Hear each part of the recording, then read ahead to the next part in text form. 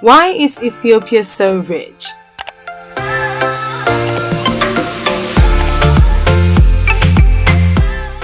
At the Horn of Africa is a blocked-in country, Ethiopia, formerly known as the Federal Republic of Ethiopia, with an estimated nominal GDP of $122.591 billion and a PPP of $401 billion. Even though still considered as an emerging power and a developing country, Ethiopia experienced an economic growth of 9.4% from 2010.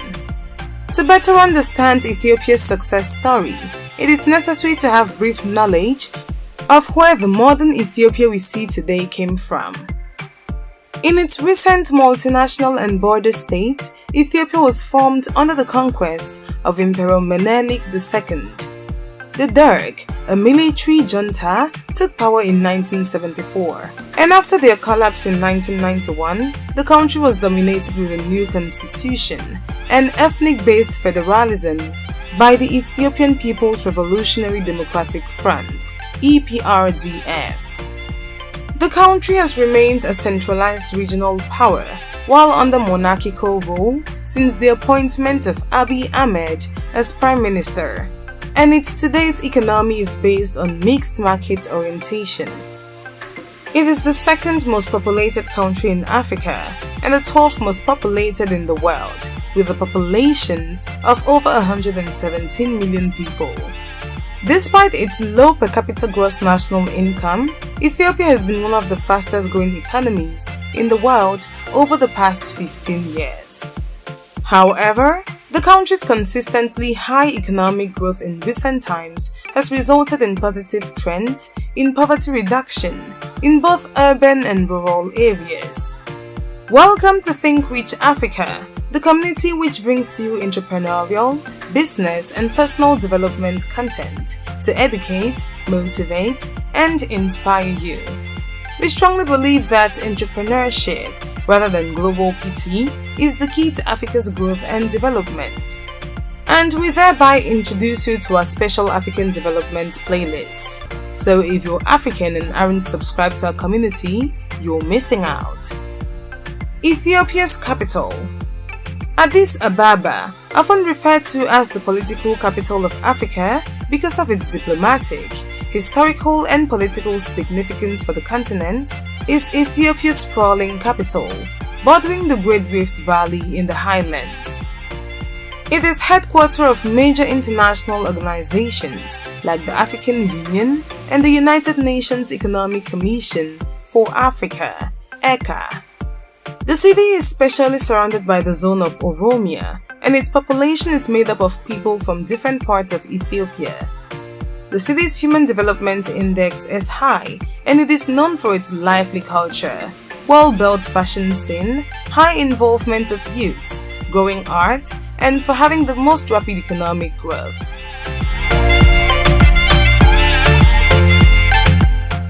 Another city with special status as Chartered City in Ethiopia is Dire Dawa, with a population of over 1.2 million people, and located in the eastern part of the nation. Dire Dawa is well known for being an industrial center with several large market centers and a university located just outside of town. Language and ethnicity. Based most importantly on language, Ethiopians are ethnically diverse. The nation has about 100 different languages that can be shared into 4 categories: Semitic, Cushitic, Omotic, and Nilotic. Constitutionally, all Ethiopian languages enjoy official recognition, but Amharic is the working language of the federal government, and Oromo is one of the 2 most spoken languages in the nation. Religion. Ethiopia has one of the oldest organized Christian bodies in the world, known as the Ethiopian Orthodox Church, and for a long period, Christianity served as the official religion of the country and enjoyed a dominant role in the culture and politics of Ethiopia. The teachings of the Ethiopian Orthodox Church are followed by more than 2/5 of Ethiopians, and about another 1/5 cling to other Christian beliefs. About 1/3 Ethiopians practice Islamism, majority of whom come from eastern lowlands. Even though the status of Islam in Ethiopia is far from equal with that of Christianity, the country still has Muslim leaders, giving a symbolic parity to the two faiths, and so the perception of Ethiopia as an island of Christianity in a sea of Islam still exists between Ethiopians and foreigners. The remaining part of the Ethiopian population are either Protestant or native believers. Religion in Ethiopia has provided the basic precepts of morality, and so there is a high degree of respect for human sanctity in the country. Ethiopians often invoke God to seal agreements, deliver promises, and seek justifiable redresses. There is respect and prominence for old age in the Ethiopian society due to the wisdom, knowledge, prudence, piety, and considerations that come with it. The Ethiopian Orthodox Church has had so much influence on the national culture, alongside the influence of the Derg, and so Christian and Islamic religion holidays are as well national holidays.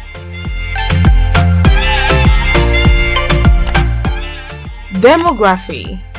Ethiopia's population growth rate is above the global average and is one of the highest in Africa. Its life expectancy is above 50 years of age, which is about average and less than that of the world. The country has a relatively young population, with more than 2/5 below 15. Ethiopia is home for refugees from a few neighboring countries, majority of which are from Somalia and a considerable number from Eritrea, Sudan, and South Sudan. It's apparent that demography, ethnicity, and religion are only giving us border information of what we are seeking to know. So, let's dive right into the insight of Ethiopia's success story to find out if Ethiopia is rich by chance or by merit.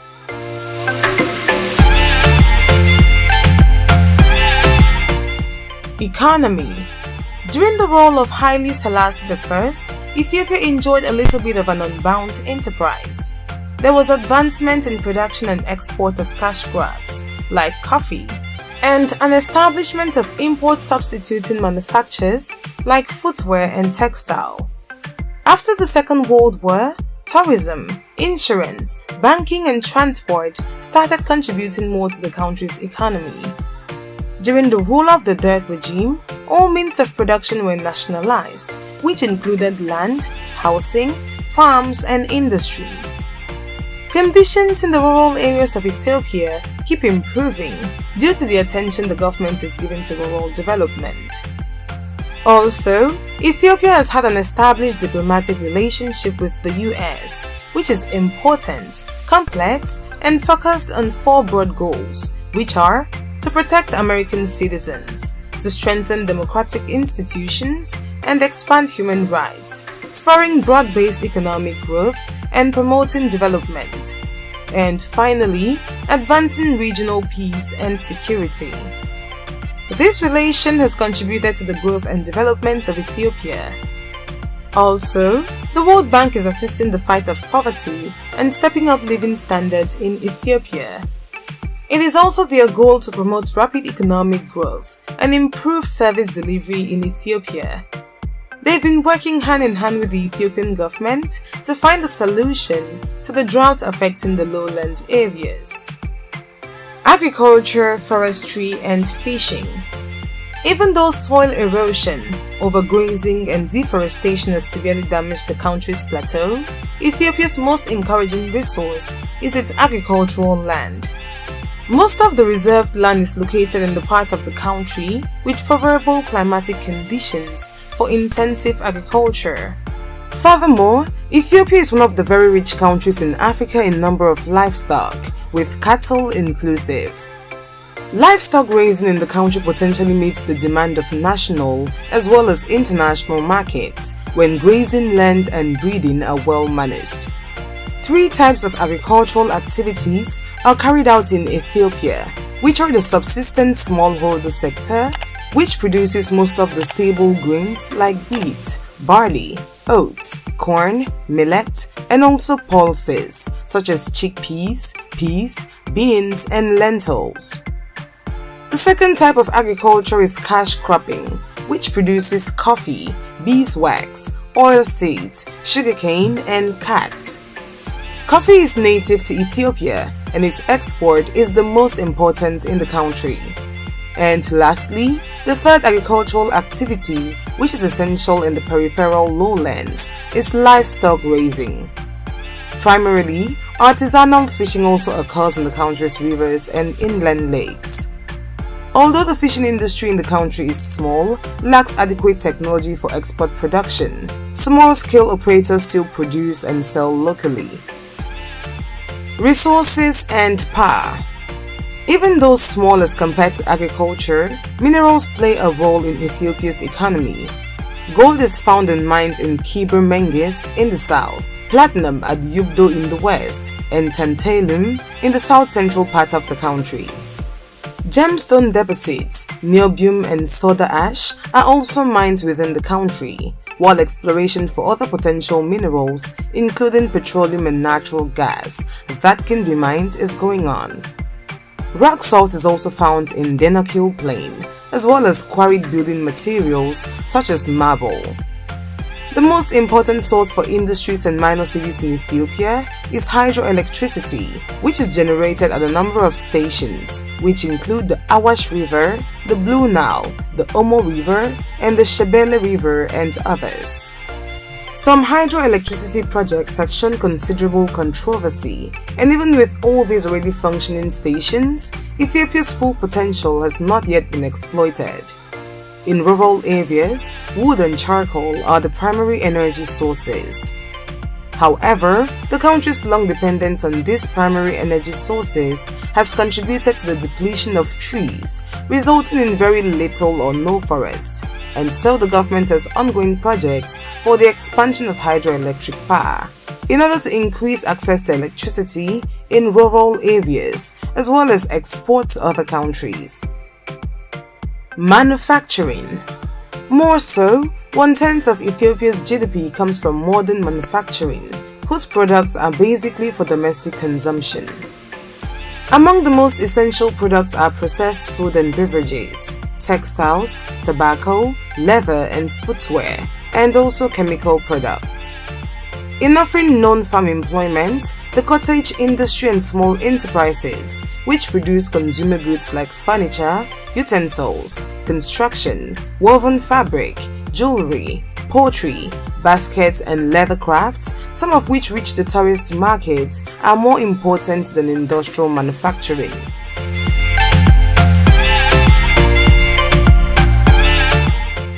Finance.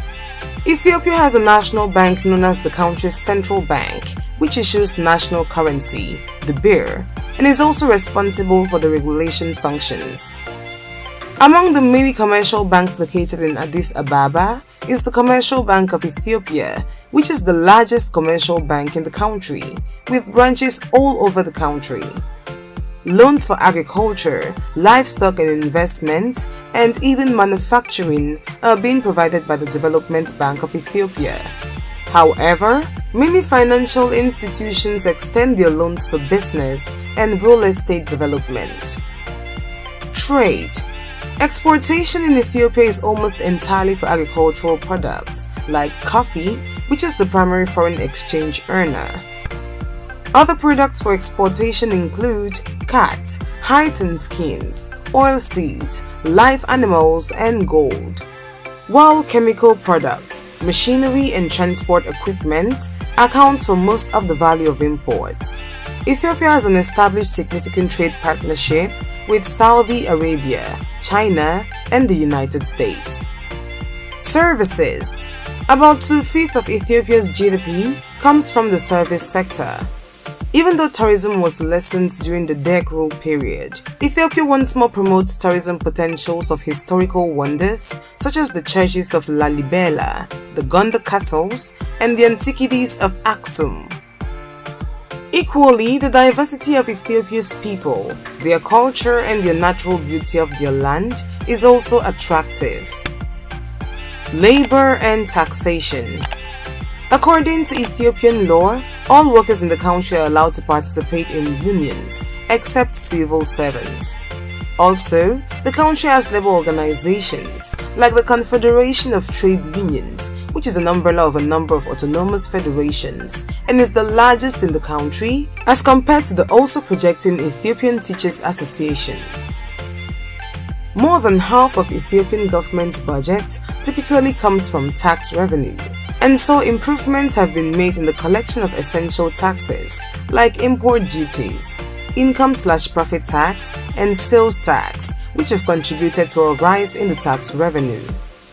Transportation. The road system in Ethiopia has been one among the more successful developments in the country. Above 926 kilometers of Ethiopia's standard gauge railways are electrified. 656 kilometers between Addis Ababa and the port of Djibouti, and 2,670 kilometers between the country's capital Addis Ababa and the twin cities of Desi and Kombolcha. Both cities are already functional and allow passenger transportation with a designated speed of 120 kilometers per hour, and freight transport with a speed of 80 kilometers per hour, with travel times of averagely 12 hours and 6 hours respectively. Construction projects are currently going on to extend these already existing railways and construct a third railway. As a result of the Ethiopian government's effort to improve the infrastructure of roads, Ethiopia has a total of over 100,000 kilometers of roads which have been paved and graveled. The country has more than 61 airports, among which is the Boli International Airport in Addis Ababa and the Tena Dejasmak Yilma International Airport in Dire Dawa, which accommodate international flights. The Ethiopian Airlines is a member of the Star Alliance and the country's flag carrier. It is wholly owned by the government of Ethiopia, and from its hub at the Boli International Airport, it serves a network of above 102 international passengers, 21 domestic passengers, and 45 cargo destinations. However, it is one of the fastest carriers in the industry and in Africa. These improvements in the transportation sector have all led to advancement in the trade and service sectors of the country, which in turn leads to a rise in the country's GDP. Telecommunication. Also, the government is currently working actively to expand and improve the telecommunications infrastructure and services in the country, leading to a wide increase in the use of landlines and mobile phones as telecommunication systems. So far, the steps the government has taken already have led to an easy communication in businesses, resulting to advancement in the country's economy. Education. In Ethiopia, access to education keeps improving over the years. There is presently a 700% increase in the 15.5 million primary enrollment, which was recorded in 2008 to 2009. The country has two educational systems, which are rooted in Christianity and Islam. The country currently has colleges of liberal arts, technology, public health, building, law, social works, business, agriculture, and theology. Public education is free at primary, secondary, and tertiary levels, and so there is a significant boost in enrollment for especially girls into schools across all regions of the country. The literacy rate of the country has greatly increased for both female and male. Health and welfare. Poor sanitation and malnutrition have been alarming health issues in Ethiopia, but due to improvement in education, medicines, and hospitals in the country, there is a considerable reduction in these health issues and advancement in birth rates, infant mortality rates, and death rates witnessed throughout the country in recent years. Also, according to the UNDP report, the average Ethiopian living is 62.2 years old. Although sanitation is a problem in Ethiopia, the country has currently witnessed a rise in the use of improved water sources in both rural and urban areas. Reports from the WHO state that there are above 119 hospitals and 412 health centers in Ethiopia. Sports and entertainment. The main sports in Ethiopia are track and field and football. Ethiopian athletes have won multiple gold medals in track field, and an Ethiopian woman, Letesenbet Gide, holds world records in both women's 5,000 meter and 10,000 meter run. The country is also known for its very good poultry and for its use of traditional medicines. These sectors have employed and are a source of income to a number of Ethiopians and in turn the economy of the country. All of these boroughs, from agriculture to sports, have a collaboration which summarizes all Ethiopia's efforts into a triumph that is modern-day Ethiopian economy. To every Ethiopian who is yet to feel the actual implications of economic growth and therefore doubts their country, our message to you from a path of faith is: change is coming for you, your children, and their generations. If you enjoyed watching this video, leave a thumbs up, subscribe, and be a member of our ever-growing community here at Think Rich Africa. Thanks for watching, and see you in another exciting but educative video.